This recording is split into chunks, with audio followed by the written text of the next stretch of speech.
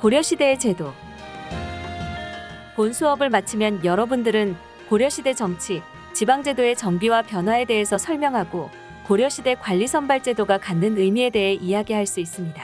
그리고 고려시대의 농업생산력과 토지제도 등의 이해를 바탕으로 역사적 발전을 분석할 수 있습니다. 이번에는 국가운영 체제의 성립과 발전에 대해서 소개하겠습니다. 고려의 정치제도는 고려의 상황에 맞게 효율적인 대민 통치를 위해서 만들어졌습니다. 그리고 토지제도가 있는데요. 그것은 국왕을 위해서 직역을 수행하는 사람들을 안정적으로 확보하기 위해서 운영된 것입니다.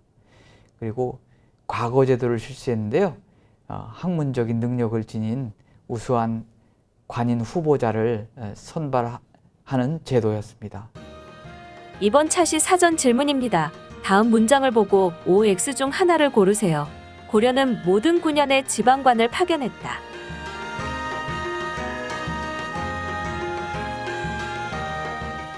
정답은 X입니다. 다음 질문입니다. 고려는 모든 관인을 과거제도를 통해 선발하였다.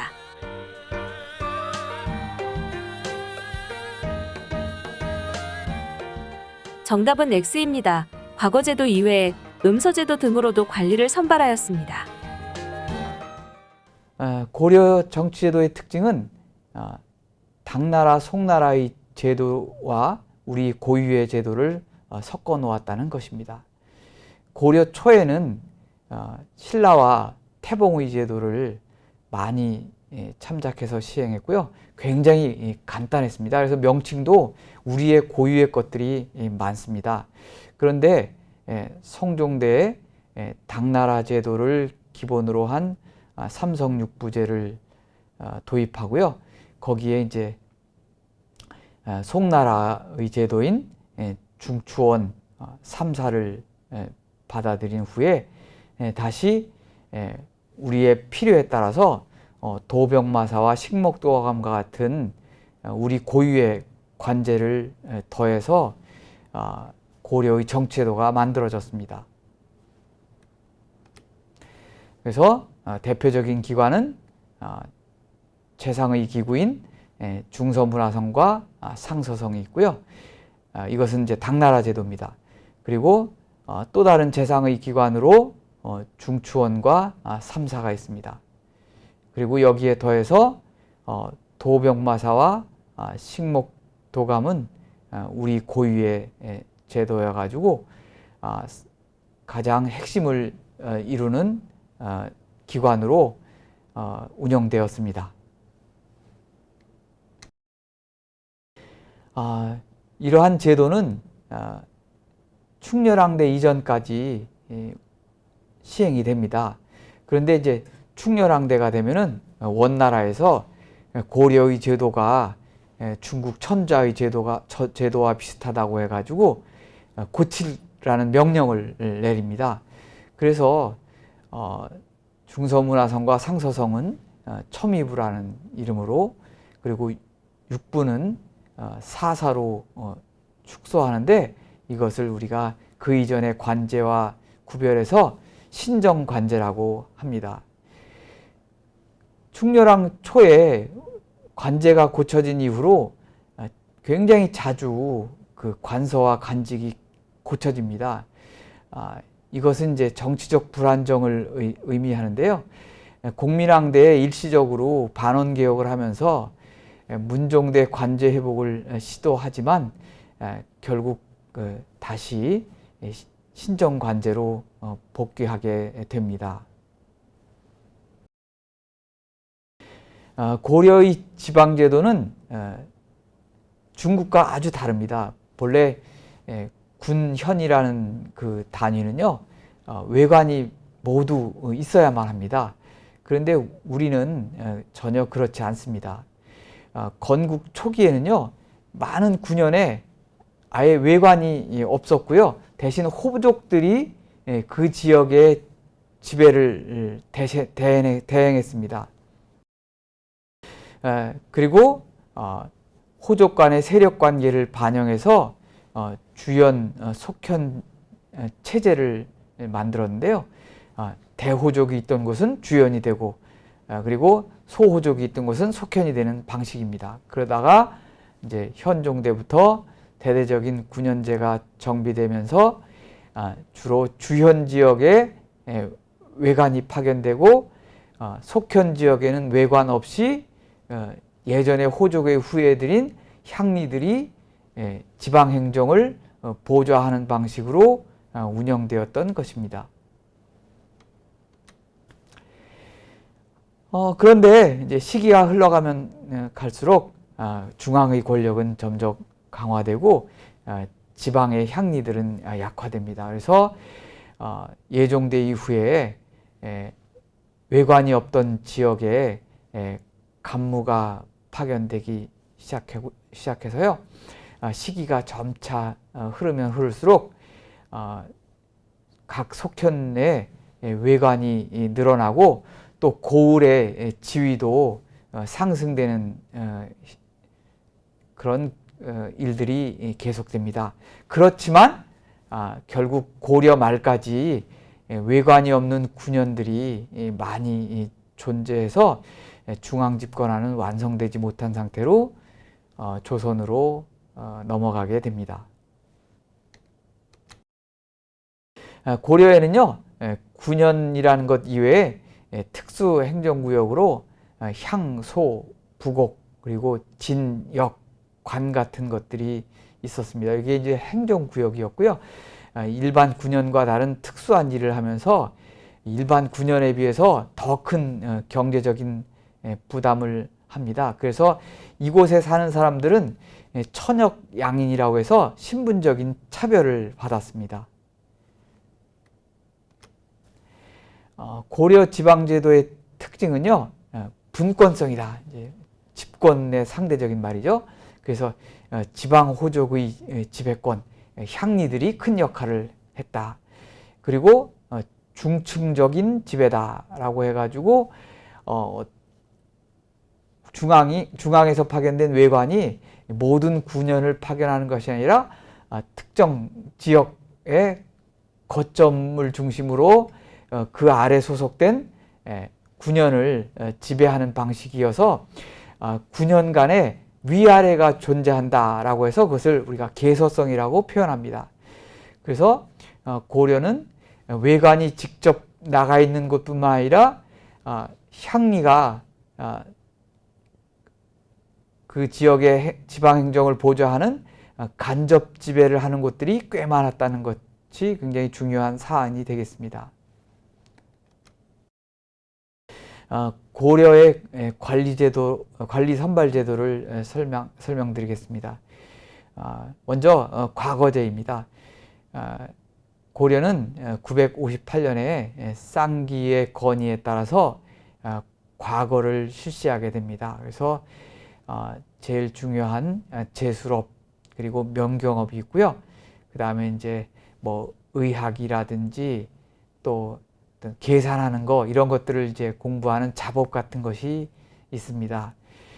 가장 중요한 제술업은요, 지방 향리들이 이것을 통해서 고위직에 올라가는 사다리 역할을 하였습니다. 그런데 중요한 것은 뭐냐면 제술업이라는 것이 완전히 개방된 것이 아니어서 향리 가운데서도 중간 정도 이상의 지위에만 허용이 되었다는 거. 그래서 완전히 개방된 것이 아니었다는 것이 이제 조선과 차이라고 할 수 있겠습니다. 음서제는요, 고려를 특징지는 제도입니다. 그래서 훌륭한 업적을 남긴 조상 덕분에 후손들이 벼슬할 기회를 얻는 것입니다. 그래서 역대 국왕의 먼 후예라든지 공신의 후손, 그리고 5품 이상의 벼슬을 한 사람의 자와 손이 벼슬할 기회를 얻는 것입니다. 그러니까 일종의 아버지나 할아버지의 정치적 지위를 계승하는 것이 음서라고 할 수 있겠습니다. 그런데 고려의 음서는 과거와 마찬가지로 최고 지위인 재상까지도 올라갈 수 있었다는 것이 고려의 특징이라고 할 수 있겠습니다. 고려의 경제를 설명하도록 하겠습니다. 고려의 농업은요, 우선 농업 생산력이 굉장히 낮았다는 것을 들어야겠습니다. 그래서 매년 경작하는 상경전은 적었고요. 1년 또는 2년 쉬는 휴한전이 많았습니다. 그래서 인구는 적었고 경작 가능한 땅은 넓었기 때문에 상대적으로 이제 농업 생산성을 중시하는 그런 농업 경영을 했습니다. 그래서 이제 그렇기 때문에 김맥이나 거름주기와 같이 품이 많이 들어가는 것을 하지 않았는데요. 그래서 주로 지력, 땅심을 빼앗는다고 해서 우리는 그것을 약탈적 농법이라고 합니다. 토지제도를 설명드리겠습니다. 고려 초기에는요, 국왕에게 충성하고 국가에게 기여하는 자들을 대상으로 역분전을 지급했습니다. 그래서 고려 건국과 통일에 기여한 관리와 군사들에게 분급을 했고요. 고려 태조는 이 사람들의 후손들이 고려를 이끌어 나가기를 원했습니다.